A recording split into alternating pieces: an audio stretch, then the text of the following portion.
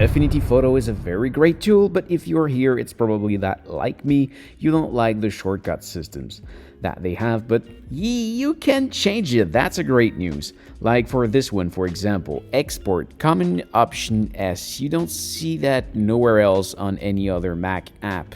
Normally it's Command Shift E.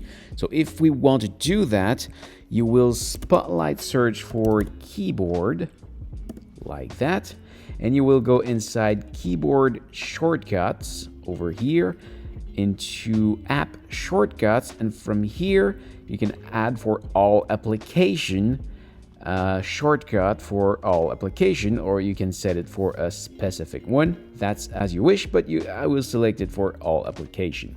So you have to select the menu title, so you have to input the very same as we can find here. So this one is export ... So I will type in here export ...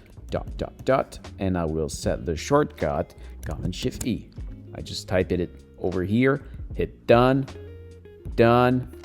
and now if we come back here, we've got export Command Shift E, and I can export just this way now.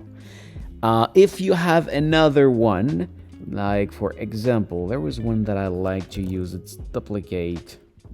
See this one here? It's in layer and duplicate. Usually it's Command D, and now there is no shortcut over here. So the thing I have to do now, if I want to duplicate it, is right click on it and duplicate.